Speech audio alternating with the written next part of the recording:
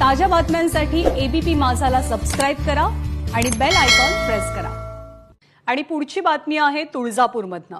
तुळजाभवानी मंदिर परिसरात कलम 144 म्हणजे जमावबंदी लागू करण्यात आली आहे। भाजपा आध्यात्मिक आघाडीचे तुषार भोसले यांच्या नेतृत्वात तुळजाभवानी मंदिर परिसरात कालपासून आंदोलन सुरू झालंय। काल रात्री 11च्या सुमारास प्रशासनाने आंदोलकांसाठी उभारलेला मंडप काढून टाकलाय आणि जमावबंदी लागू केल्यानंतर तुळजाभवानी मंदिर परिसर रिकामा करण्यास सुरुवात झाली। त्यासाठी तुळजाभवानी मंदिर परिसरात पोलिसांनी मोठा बंदोबस्त तैनात केलाय। राहुल कुलकर्णी आपले प्रतिनिधी सध्या आपल्या सोबत आहेत। राहुल, सध्याचं काय चित्र? हे चित्र जे माझ्या मागे आहे ते खूप सारा पोलीस बंदोबस्त आहे।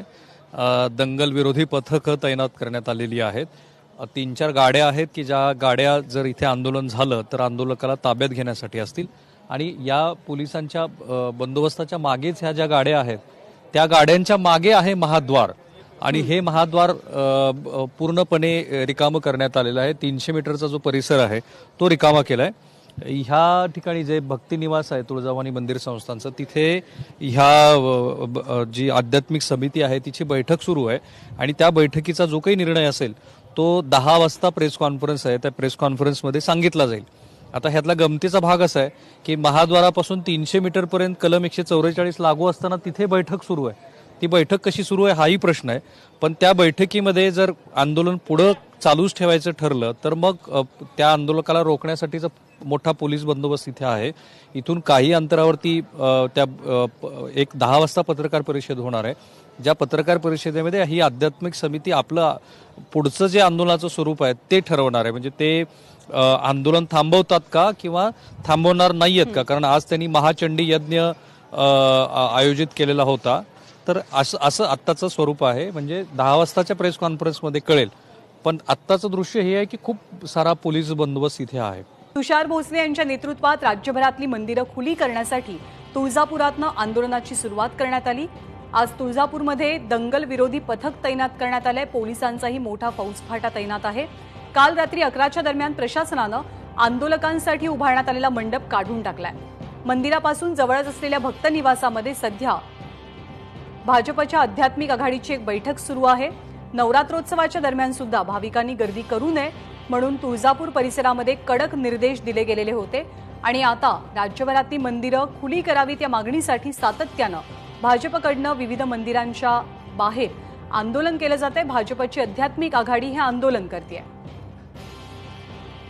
तुळजापूरमध्ये सध्या काय स्थिती आहे याचा आढावा घेतला आमचे प्रतिनिधी राहुल कुलकर्णी यांनी। महाराष्ट्राची कुलस्वामिनी आहे तुळजापूरची तुळजाभवानी आणि हे महाद्वार की एरवी जिथे खूप मोठ्या संख्येने भाविक येत असतात, पण आज इथे गराडा आहे तो अर्थातच पोलिसांचा। 1-2 ह्या खूप साऱ्या दंगल नियंत्रक पोलीस गाड्या तिथेही मला दिसतात, 1-2-3 आणि खूप सारे एरवी जसे दंगल नियंत्रणासाठी असतात तसे पोलीस कर्मचारी। त्याशिवाय पलीकडच्या बाजूला जर तुम्ही बघत असाल तर बऱ्याचशा वरिष्ठ अधिकाऱ्यांच्या गाड्या आहेत।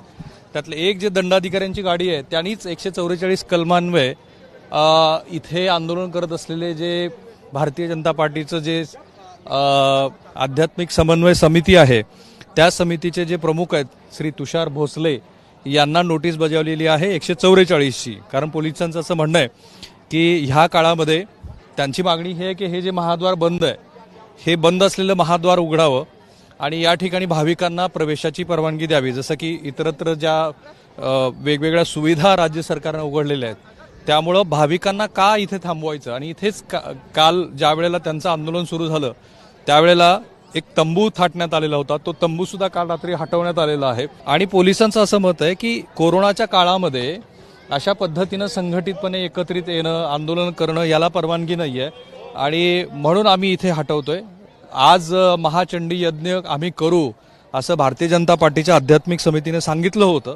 जर त्यांनी आपला तो जो म्हणणं आहे ते कायम ठेवलं तर मग मात्र पोलीस आणि कर्मचारी, पोलीस आणि भारतीय जनता पार्टीच्या आध्यात्मिक समितीची मंडळी असा संघर्ष होऊ शकतो। त्यांनी 8:45 वाजताची वेळ दिलेली आहे आंदोलनाची। आजची ही दृश्य सकाळची, महाद्वार बंद आहे आणि आता खूप मोठ्या प्रमाणामध्ये पोलीस आहेत। कॅमेरामन काकासाहेब कांबळेसह मी राहुल कुलकर्णी, एबीपी माझा, तुळजापूर। आणि बैठक सध्या सुरू आहे. बैठक संपल्यानंतर स्पष्ट होऊ शकेल की आंदोलनाची पुढची भूमिका नेमकी काय असेल. आपण पुन्हा एकदा तुळजापूरमध्ये जाऊया. तुळजापूरमध्ये सध्या कलम 144 अर्थात संचारबंदी लागू त्यात झाली आहे. भूमिका स्पष्ट करू. आज सगळ्या साधू संतांनी बैठक केली आणि हे मुघलांपेक्षाही वाईट आणि ब्रिटिशांपेक्षाही काळं जे ठाकरे सरकार महाराष्ट्रात राज्य करत आहे याचा निषेध करण्याकरता सर्व साधू संतांनी काळ्या फिती लावलेल्या आहेत आणि काळ्या फिती लावून आम्ही यांचा निषेध व्यक्त करतो. मंदिर तर सोडलंय तुम्ही, कारण आज तुम्ही महाचंडी यज्ञ करणार होतात ना. नाही, नवचंडी यज्ञ आम्ही करणार होतो, पण पोलीस प्रशासनाने सर्व साधू संतांच्या जवळ जाऊन सगळ्यांना नावानिशी नोटिसा दिल्या आणि सांगितलं की आपण जर कोणताही प्रकार केला तात्काळ अटक होईल, गुन्हे दाखल होतील. पोलीस प्रशासनाने पूर्णपणे त्यांच्यावरती असलेल्या ठाकरे सरकारचा दबाव वापरून आमचं आंदोलन दडपण्याचा आणि चिरडण्याचा पुरेपूर प्रयत्न केला. एक सकाळपासून मी बघतोय तुम्ही एक शब्द जाणीवपूर्वक, खरं तर दोन शब्द जाणीवपूर्वक वापरताय. एक म्हणजे मुघलांचं सरकार आणि ब्रिटिशांचं सरकार. सामान्य लोकांचा विचार करणारं सरकार असं कसं असू शकतं? नाही, सामान्य विचार करणारं सरकार नाहीच आहे. कारण आजपर्यंत आपण पाहिलं असेल, शेतकरी असतील, कामगार असतील, महिला असतील, कोणालाही या सरकारला याविषयी कोणाविषयी कोणत्याच संवेदना उरलेल्या नाहीयेत. आज साधू संतांना सुद्धा अटकेची धमकी दाखवली जाते. पत्रकार सुद्धा इथे सुरक्षित नाही आहेत, पत्रकारांना अटक होते. अशा परिस्थितीमध्ये जर कोणताही घटक यापासून संतुष्ट नसेल तर निश्चितच हे मुघलांपेक्षा आणि ब्रिटिशांपेक्षाही वाईट सरकार आहे. आणखीन एक आहे की मुघल असं ज्या वेळेला आपण शब्द वापरतो त्यावेळेला ते काही वेळेला धार्मिक अंगाने पण जातं. नाही, आता आम्ही धार्मिक क्षेत्रातली मंडळी आहेत, त्याच्यामुळे आमच्या दृष्टीनं तो बाकी धर्माचा रंग त्याला नाही. पण मुघल ज्या पद्धतीनं धर्माचे लोक ज्या वेळेला संकटात, मुघलांच्या काळामध्ये धर्मातल्या लोकांवरती संकट आलं होतं, त्यापेक्षाही महाभयानक संकट सध्या या सरकारच्या काळामध्ये. करेक्ट. म्हणूनच मी हा प्रश्न विचारला की एकेकाळची हिंदुत्ववादी शिवसेना ही आता हिंदुत्ववादी नाहीये, ते दाखवण्याचा हा प्रयत्न आहे. नाही, दाखवण्याचा प्रयत्न आहे म्हणण्यापेक्षा ते तर जनतेला दिसतच आहे. ज्या वेळेला त्यांनी शपथ घेतली त्यावेळेलाच हिंदुत्व गुंडाळून ठेवलंय. आता प्रत्यक्षात त्याचं इम्प्लिमेंटेशन सुरू आहे आणि ती आज सगळी जनता बघते. इम्प्लिमेंटेशन सुरू आहे म्हणजे मंदिर न उघडणं हा हिंदुत्वावरती घातलेला घाला आहे असं तुम्हाला म्हणायचं? निश्चितच हिंदुत्वावरती घालाय. त्यांना आता कोणत्याही संवेदना हिंदुत्वाविषयी राहिलेल्या नाही आहेत.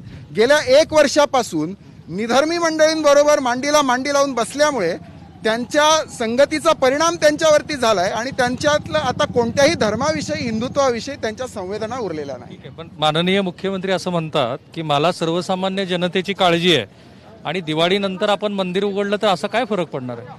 हे बघा, सर्वसामान्याची काळजी आहे एकीकडे म्हणतात आणि दुसरीकडे त्याच सर्वसामान्यांसाठी म्हणतात की लोकल सुरू केली पाहिजे. केंद्राला शिफारस पत्र पाठवतात की मुंबईत लोकल सुरू करा. मग लोकलमध्ये प्रवास करणाऱ्या सर्वसामान्य लोकांमधून कोरोना प्रादुर्भाव पसरणार नाही का? म्हणजे मुख्यमंत्र्यांना सर्वसामान्य माणसं मुंबईतली मारायची आहेत का, असा त्याचा अर्थ आम्ही घ्यायचा का?